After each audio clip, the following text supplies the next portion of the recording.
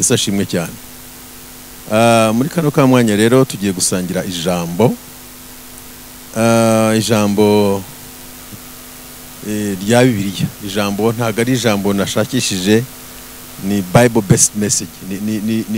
Ni inyigisho ya Bibiliya, ntabwo ari yanjye. Amen.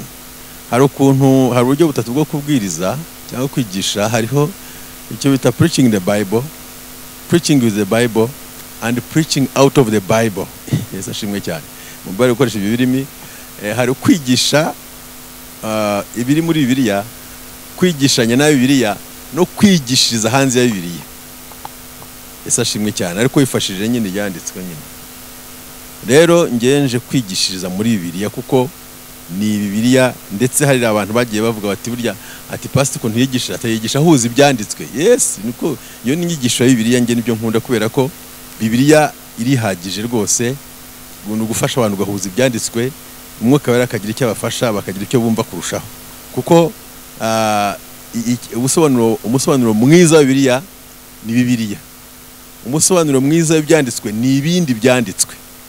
Kuko mu busobanuro bwinshi butandukanye mu bigisha b'ijambo hari ikintu cyitwa hermeneutics. Hermeneutics ni uguhuza iki byanditswe, no guharmonizing ibyanditswe, guhuza ibyanditswe ugakuramo ijambo. Kuko mu byanditswe tubonamo ijambo Imana ivuga. Haleluya. So nibyo rero nanjye nagizeyo, narimo gusoma ijambo ry'Imana, mbona Imana iravuze, numva ijwi ry'Imana kabisa, numva hari ikintu bimbwiye. Narimo gusenga mvuga ngo Imana avuga nanjye, nshikire icyo mbwira itorero. Imana irambwira rwose, nsoma Bibiliya, Bibiliya ivugana nanjye kandi ivugiramo Imana mu ijambo rikomeye. So tugiye kureba ku ijambo ryitwa ubwami bw'Imana. Amen. Ubwami bw'Imana. Hari umuntu ugeze kuvuga ngo iyo utangiye kwigisha ku bwami bw'Imana ngo Satani ubwe arizira. Kuko ntabwo ashaka ikintu cyamwimura muri ubu bwami. Haleluya. Ntabwo ashaka ubundi bwami bushobora kuba bwamusimbura. Ntashaka ubundi bwami bushobora kumuoverthrowinga. Ntabwo ashaka ubundi bwami bwavugwa usibye ubwami bwe. Rero tugiye kuvuga ubwami bw'Imana nubwo hari Satani atabinezerewe, kuko nta nubwo turi hanga kugira ngo tumunezeze. Yesu ashimwe cyane. Haleluya. Duhagaranye n'umwami w'abami, kuko turimo turavuga umwami wundi ufite ubwami bundi buri hano. Haleluya. Yes. Umunsi umwe Yesu yigeze kuvuga ijambo, aravuga ngo niba nirukana abadayimoni nkoresheje urutoki rw'umwuka wera, ubwami bw'Imana barabatunguye. N'amagambo yenda gusa gutyo twenda kuvuga. So narindwa gusoma icyanditswe kiri muri Luka 17:20-21, numva kabisa Imana ivuganiye nanjye. Haleluya. Ahantu na ahantu heza cyane wenda tuhasoma. Luka ibice 17:20 kugera kuri 21. Haranditswe ngo abafarisayo baramubaza bati ubwami bw'Imana buzaza ryari? Arabasubiza ati ubwami bw'Imana ntibuzaza ku mugaragaro, kandi ntibazavuga bati dore ngubu cyangwa bati nguburiya, kuko ubwami bw'Imana buri hagati muri mwe. Ahantu nshaka muca akarongo ni ahantu havuga ngo Yesu yavuze ngo arabasubiza ati kandi aravuga ngo abafarisayo baramaze bati ubwami bw'Imana buzaza ryari? Arabasubiza ati ubwami bw'Imana ntibuzaza ku mugaragaro. Aha niho nshaka kugira ngo dushaka akarongo, niho nashingiye numva Imana ivuganye nanjye. Bamubajije ikibazo abafarisayo, baramubaza ngo ubwami bw'Imana buzaza ryari? Arabasubiza ati ubwami bw'Imana ntibuzaza ku mugaragaro. Hari icyo bivuze. Mana mu izina rya Yesu turagushimiye, tuguhaye icyubahiro. Tugushimiye kuri Imana igira neza.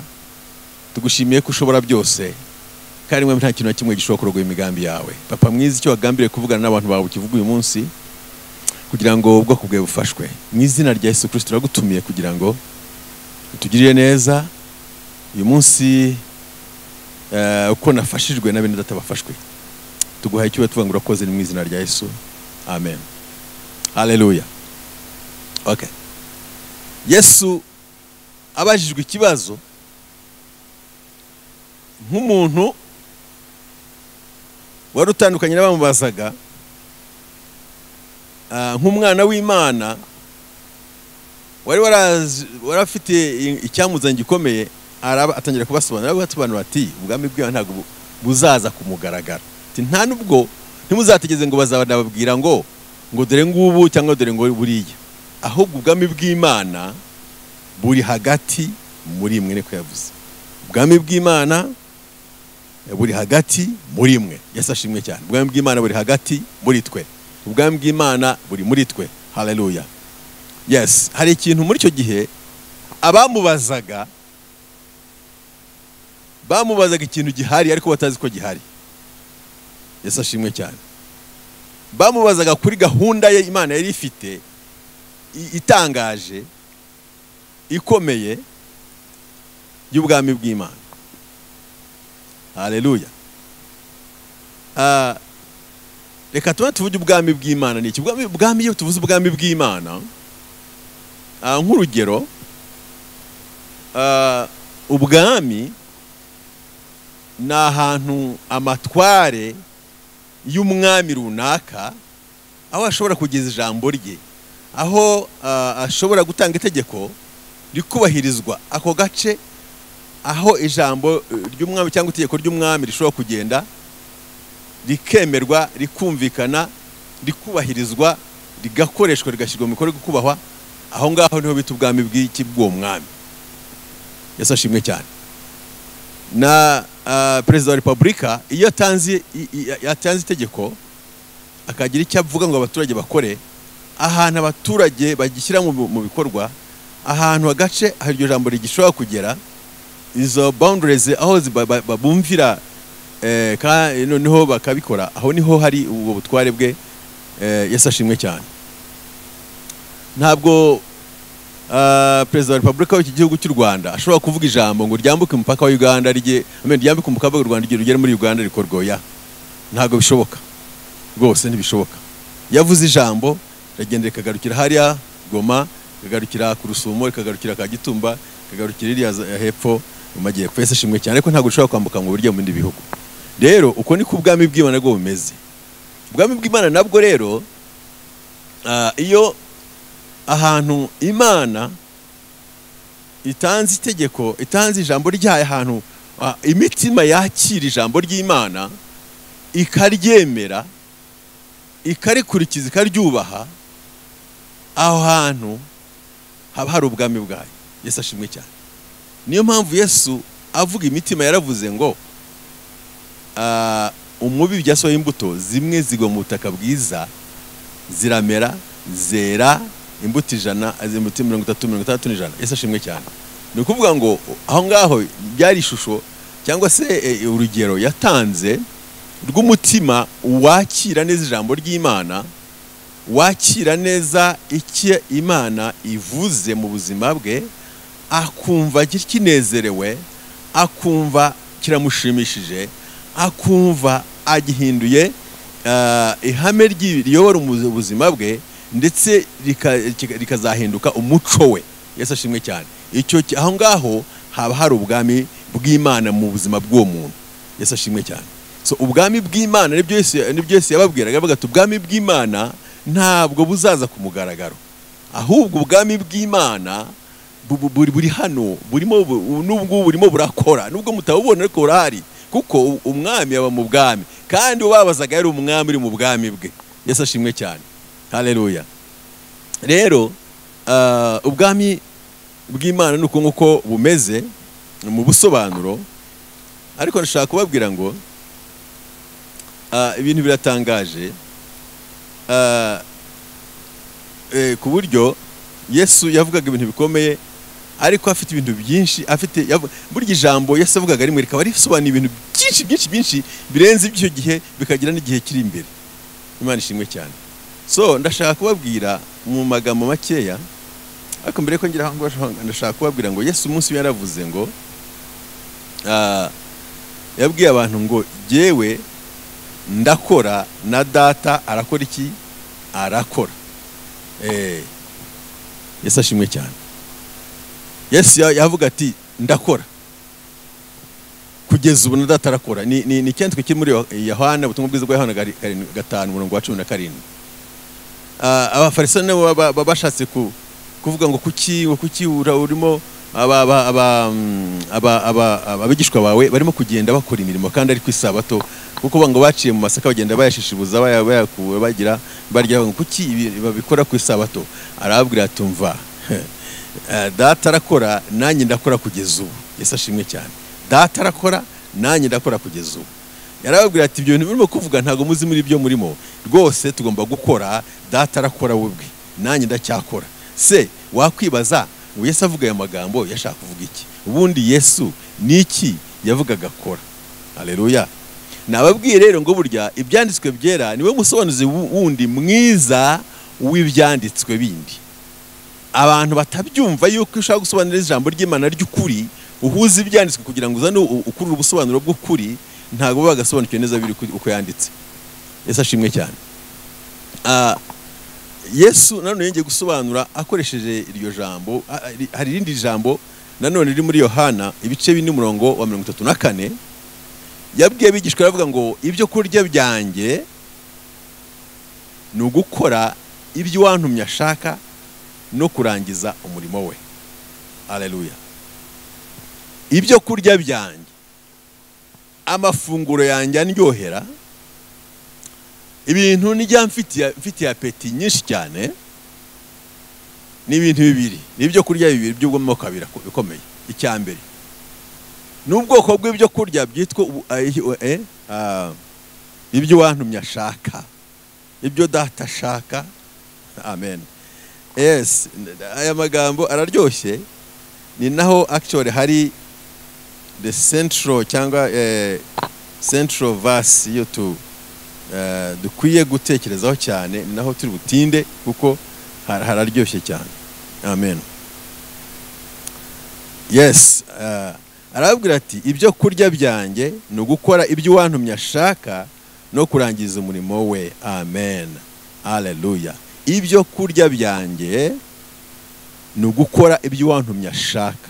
Ni ibiki? Bivuze iki? Hari ibintu abavandimwe bajya bigisha, hanyuma bakabivanga cyangwa se bakabyabyuzinga, ariko bafite icyo bivuze. Yesu ashimwe cyane. Ibyanditswe bivuga ngo the finished work of Christ, imirimo Yesu yarangije. Amen. Muri iyi mirimo yombi Yesu yavuze gukurangiza ibyo wamutumye ashaka, gukora ubushake bw'uwamutumye ashaka, gukora ubushake bw'ibyo wamutumye no kurangiza umurimo we. Icyambere kimwe yarakirangije, ariko ikindi kiracyakomeza. Yesu yarangije gukora ubushake bw'Imana igihe yemeraga kuba umwana w'intama watambwe kubw'ibyaha by'abari mu isi, kuko byari ubushake bw'Imana yuko Yesu ahanirwa ibyaha by'abatuye isi. Byari ubushake bw'Imana yuko Yesu yemera guhanirwa icyaha cya muntu kugira ngo Imana imukureho urubanza, atangire bushya ubuzima. Ni nayo mpamvu birivuga ko tuba tuvutse igihe dukijijwe, nuko ibyakera Imana ibibyibagiwe, itangije ubuzima bushya, ubumeze nk'umwana uvutse. Yesu ashimwe cyane. So Yesu igihe yavaga ku musaraba yavuze ngo birarangiye. Ibintu byari birangiye kuri Kristo Yesu, nuko yari amaze gutanga ikiguzi cy'Imana yashaka kugira ngo ikureho umuntu urubanza rw'ibyaha byaturutse muri Adamu. Yesu ahabwa icyubahiro cyane. Haleluya. Ntago byari byoroshye, kuko byari urugamba rukomeye, byamusabaga kwemera umubabaro ukomeye. Muzi ukuntu bamwishe, muzi ukuntu bamutocarinze, bamushinze amahwa mu mutwe, bamukubise ibiboko biriho ibyuma biramushishagura ahantu hose, inyama ziracikagurika, bamubamba ku musaraba nabi, baramwica urupfu rube, arapfa. Nyuma yagiye gupfa aravuga ngo it is finished. So ni ukuvuga ngo icyo ubuzima bwe yaramaze kubutanga, yaramaze kwemera ubwo bushake bw'Imana, kandi icyo kintu cyanagikozwe. Yesu ashimwe cyane. Hanyuma ariko hari undi murimo Yesu yavuga ngo ndakora na data arakora kugeza ubu. Haleluya. Uyu ni wahonga no shaka kugira ngo mbereke ukuntu ko icyo Yesu arimo gukora muri kino gihe. Yesu ashimwe cyane. Hari umurimo yatangije utararangira n'ubu arimo kuwukora. Haleluya. Ndashaka kubabwira ngo Yesu ntabwo aruhutse, ntabwo yagiye mu ijoro ngo aruhuke. Yesu arakora kandi arakora cyane. Unfortunately ntabwo tubyumva, ntabwo tubizi, twebwe ntabwo tunabitekereza, kandi Yesu yifuza ko uwo murimo tuwukorana nawe. Imana ishimwe cyane. Ni uwo murimo w'ubwami bw'Imana. Haleluya. Ubwami bw'Imana muri kino gihe burakorera mu bwihisho, bukora mu buryo bushetse. Nibyo yavuze hari imbere, nsubiyeho gake nyuma, avuga ubwami bw'Imana ntabwo buza ku mugaragaro, buza butagaragarira amaso y'abantu, ariko bufata imitima kandi bukayihindura. Yesu ashimwe cyane. Muri kino gihe ubwami bw'Imana burakora bucece, burakora burahindura, kandi by'ukuri hari ubwami ingabo zo mu ijuru, abamarayika, Mwuka Wera, n'abantu bahamagawe n'Imana, bose barakorera icyarimwe kugira ngo bakore campaign yo kongera kugarura umuntu mu bwami bw'Imana. Kuko Yesu yaravuze ngo naje ngo umwana w'umuntu yaje gushaka icyari cyarazimiye. Umwana w'umuntu yaje gushaka no gukiza icyari cyarazimiye. Icyari cyarazimiye ni ikintu wowe nanjye. Wowe twarazimiye, twaravuye mu buntu bw'Imana, twaravuye mu bwami bw'Imana, tutagiye abantu nyakuri b'Imana yari yararemye. Hanyuma rero Yesu yaje kugira ngo yongere agarure, yongere ashobore gufasha, yongere ashobore kugarura umuntu muri position yari yakoze, yari yarataye. Yesu ashimwe cyane. Hanyuma ikintu cyazanye Kristo Yesu, icyo kintu rero aracyagikora n'ubu, ndetse Bibiliya iravuga ngo turafatanya bikorwa n'umwami wacu Yesu Kristo. Turimo turafatanya bikorwa, turimo turafasha mu Kristo Yesu mu gukora ikintu cyo kugarura abantu benshi mu bwami bw'Imana. Niyo mpamvu yaravuze ngo igihe yaragiye kugenda, yahaye mission ikomeye abigishwa, arabwira ngo nta butware mu isi no mu ijuru, nuko nimugende muhindura abantu abigishwa banjye, mubigisha kwitondera byose nabyo nababwiye, dore ndi kumwe namwe kugera ku mpera y'isi. Yesu ashimwe cyane.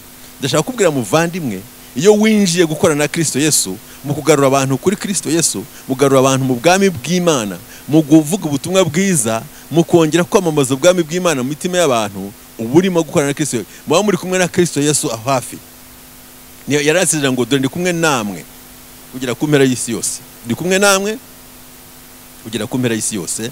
Ukwiye kuba ngaha. Uyu murimo ni umurimo kureba na muremo ndeba.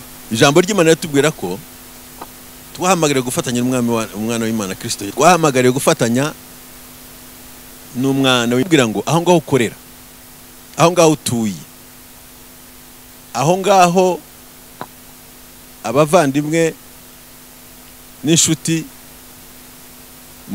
mwiriranwa, aho hantu harimo abantu babuze, hari abantu bazimiye, hari bamwe bitwa intama zazimiye, kandi nta wundi uzazigarura, ni wowe wenyine ushobora kuzigarura. Niyo mpamvu wakijwe kugira ngo ufatanye na Kristo Yesu mu murimo yatangije. Yesu ashimwe cyane. Nta ukwiye kwiharira agakiza, nukwiye kunezererwa ngo uryoherwe n'Umwuka Wera gusa, nukwiye kuryoherwa na anointing ufite yo kuwestinga, ahubwo ukwiye gukoresha anointing muri uyu murimo wazanye Kristo Yesu. Nta kindi dukora. Ushobora kuba uvuga uti ngenda akora, ariko mu gihe cy'ukora kitarimo kuzana abantu kuri Kristo Yesu nta kirimo gukora. Honestly speaking, ushobora kuba urimo gukora, ariko mu gihe ibyo ukora bitarimo kuzana abantu kuri Kristo Yesu, bitarimo gutarura intama zazimiye, Imana ibona ko nta kintu irimo gukora. Kuko umurimo umwe twahawe nk'itorero ni ukuzana abantu mu bwami bw'iki bw'Imana, tubataruye aho bazimiriye. Mu byumve neza bavandimwe, iki ni ikintu gikomeye tugomba kumva neza. So muri kino gihe rero ubwami bw'Imana burakora muri ubwo buryo, aho bukora cyane. Kandi reka mbabwire n'ikindi, abantu mutitaye cyane ku magambo turimo kuvuga, mufite ikibazo gikomeye rwose. Reka mbabwire inama. nanone Paul mu Baroma 11 yaravuze ngo reka mamenere iby'iri banga ngo yuko mu Baroma ibice 11 umurongo wa 25 no hari amagambo reka tuhasome kugira ngo ntaze kubivuga nabi. Abaroma ibice 11 umurongo wa 25 aravuga ngo aravuga ngo bene data kugira ngo mutabona uko mwirata ndashaka kubamenera iby'iri banga. Abisirayeli bamwe banangiwe imitima ariko si bose, kugeza ubwo abanyamahanga bazinjira mu itorero bakagera ku mubare ushyitse, nibwo abisirayeli bose bazakizwa nk'uko byanditswe ngo umukiza za Siyoni. Yesu ashimwe cyane. Paul abwira abanyamahanga barimo kuryoshya bavuga ati twebwe abanyamahanga twebwe ngo tugezweho, twebwe rwose ubu ngubu turimo kumvira Imana, mwuka wera muri twebwe arimo arakora ibintu n'ibitangaza Abisirayeli baragomye. Arabwira ati rero nyamuna ntimwirate cyane, ikamabwira iby'iri banga. Hari umubare muri gushakishwa mu banyamahanga, numara kugera agakiza kazesubirira Yerusalemu. Mwene data muvare unyumva ubuntu iki gihe turimo, iyi dispensation turimo ni yawe kugira ngo winjire mu bwami, ni yawe kugira ngo ube serious mu gakiza, ni yawe kugira ngo utarurwe aho wari warazimiriye. Igihe kizagera umubare ni wuzura abantu bumviye bakatarurwa, hanyuma urugero ukingwe. Byaba byiza uyu munsi ijambo ry'Imana yavuga ngo uyu munsi no munsi wo gukirizwamo. Uyu munsi ufite amahirwe yo kubwirwa no kubwira ngo garukira aho ngaho, garuka mu rugo. Hari indirimbo ivuga ngo ngwino winjire mu rugo rwa data, inyuma ni habi, ngwino winjire mu rugo rwa data, inyuma ni habi, ngwino winjire. Ni ukuvuga ngo wowe ubwawe urahamagarwa kugira ngo winjire mu bwami hakiri kare, hakibona urugero utarakingwa. Yesu yavuze, yigeze gutanga urugero avuga ukuntu abakobwa b'abanyabwenge n'abakobwa b'abapfapfa, igihe cyarageze abapfapfa bariryamye barasinzira, umukwe araza, amatabaza yarazimye. Hari abantu bamwe muri twebwe amatabaza yabakoze iki? Yazimye. Bariryamye, barasinziriye, babivuyeho, baravuze bati amatora yarakinzwe, abantu bariryamiye. Mwene data byuka, urugero utagukingirwaho, uri hanze ujarajara. Ni byiza yuko wongera ukaboneza itabaza ryawe, nawe ntabwo ari ukujya kubwira abandi gusa, ahubwo nanone nawe gerageza uboneze itabaza ryawe utazakingirwa hanze. Yesu ashimwe cyane. Warakijijwe ariko itabaza ryawe niba ryarazimye, niba kumva ijambo ry'Imana utakibiryohewe, niba kujya gusenga umva utakibishaka, niba wowe ufite ikibazo cyo kutagisoma Bibiliya wumva utakiyumva neza, ufite ikibazo, itabaza ryawe rishobora kuba ryarazimye. Nawe boneza itabaza ryawe muvandimwe kugira utazakingirwa, kuko ni igihe cyo gushaka umubare, wamara kuzura urugero ukajyaho. Imana itubabarire mu izina rya Yesu, tubyumve kandi tubyumvire. Amen. So ndimo ndavuga ubwami bw'Imana buzaza mu buryo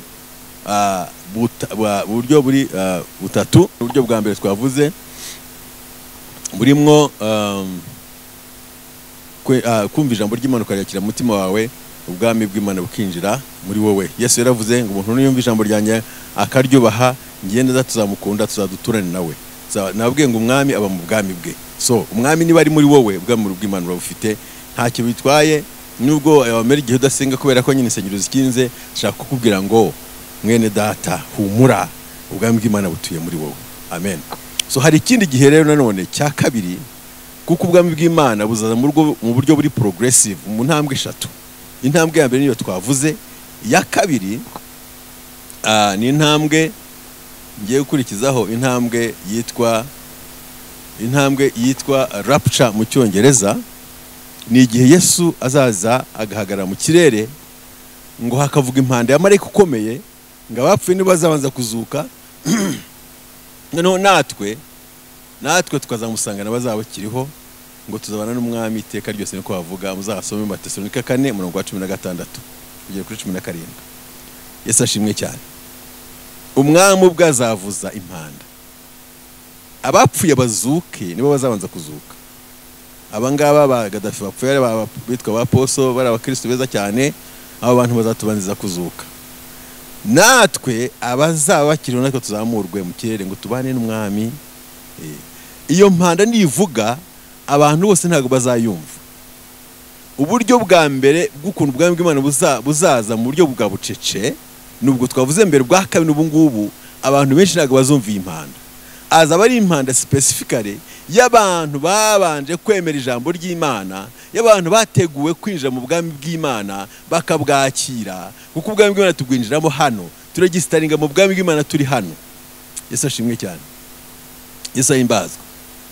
Ndabyibuka tukiri muri Uganda, bigeze kuzana amakarite y'abantu bashaka kuzajya mu Rwanda, barayaduha, buri muntu wese agakarita akaba gafite, uwemera ko ari umunyarwanda. Twari mu mpunzi. So n'ubwami bw'Imana kugira ngo tuzabujya mu munsi turegistaringa uyu munsi, nubwo dufite amakarita ari physical ariko dufite amakarita ari spiritual. Yesu ashimwe cyane.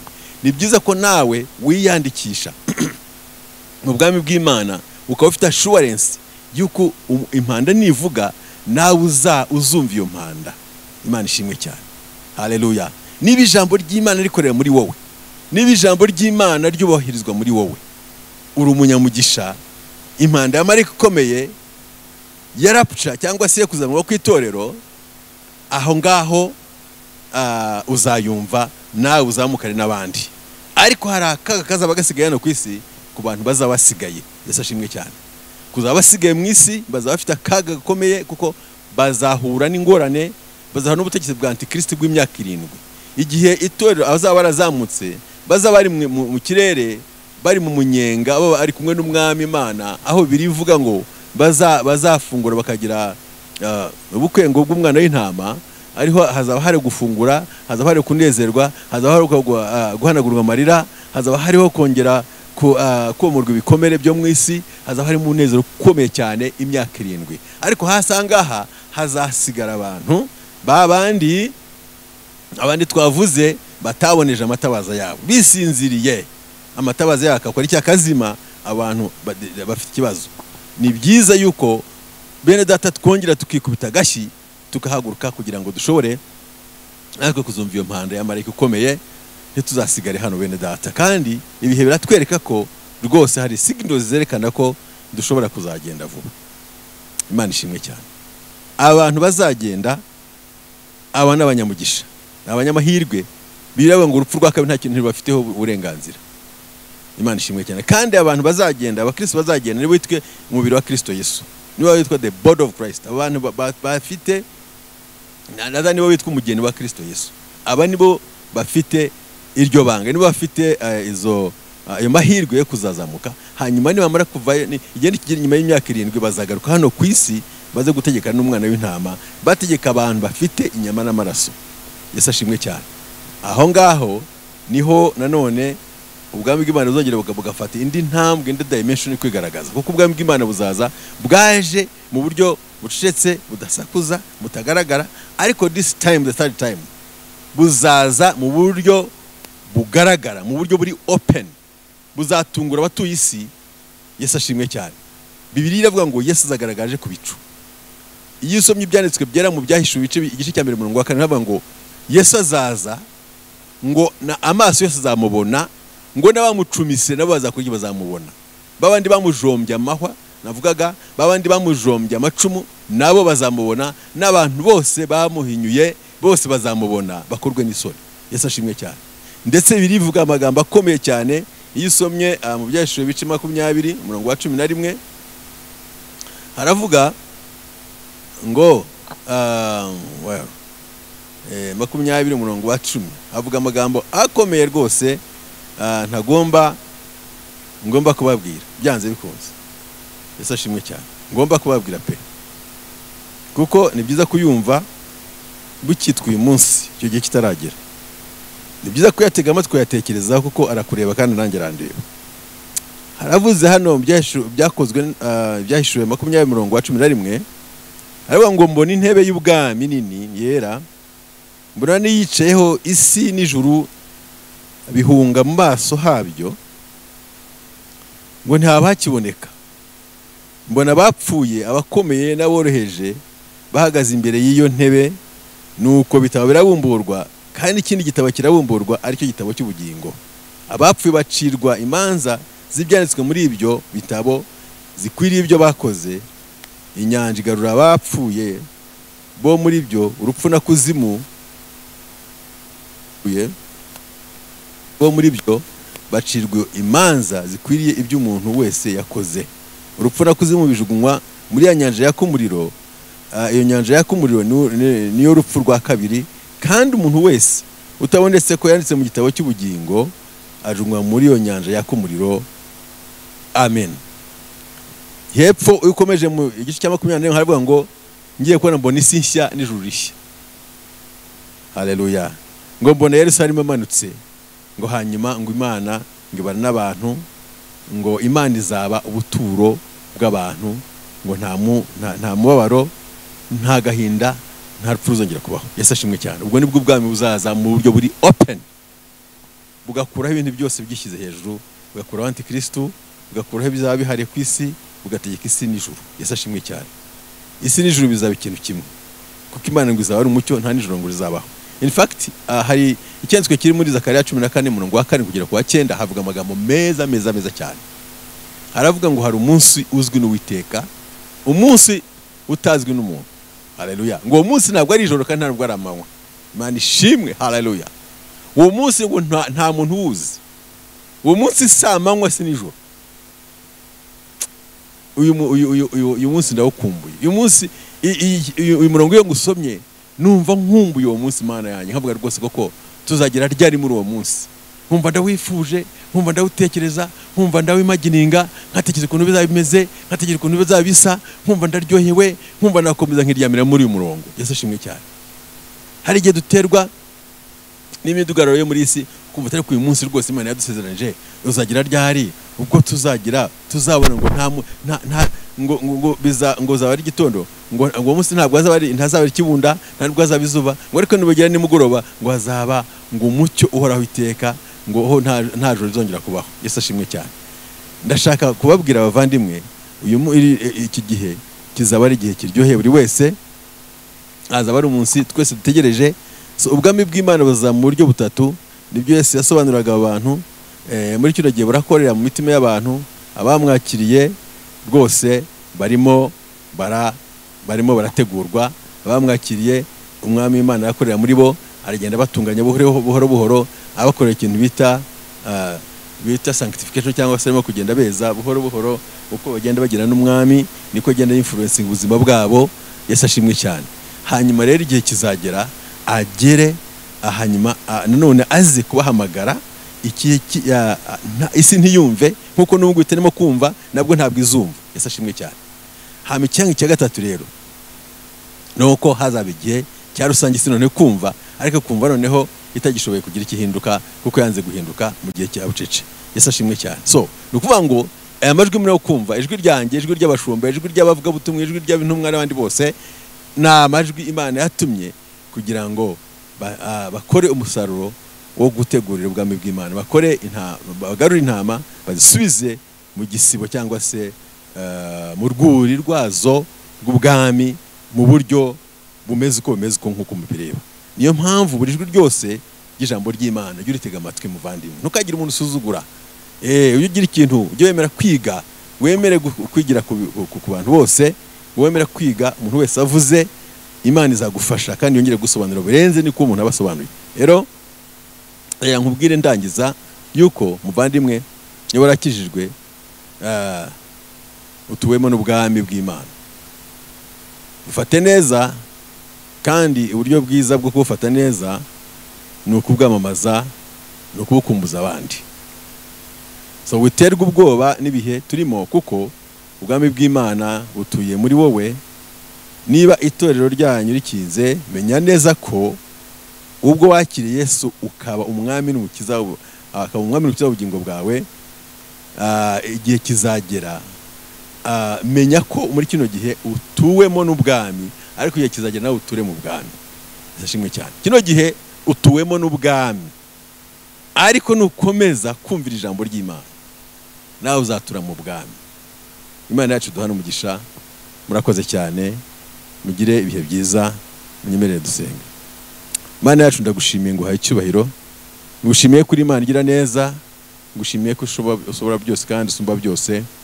Uri Imana twizera kandi twiringira mukiza wacu, ukomeze kudufasha no kutugirira neza, ukomeze kudutabara mwami, tukomeze kumva neza aya magambo tubwirwa mwami yihishurirwa, kugira ngo dushobore ku mwami gutunganya ibintu bidatunganye, haba mu buzima bwacu, haba mu buzima bw'itorero, haba mu buzima bw'imiryango yacu. Uwiteka Imana ishobora byose, dushobore gukomeza mwami tubungabunga ubwami butuye muri twebwe. Uhimbazwe udatushimukirwe hejuru mu izina rya Kristo Imana y'Imana ihoraho. Amen.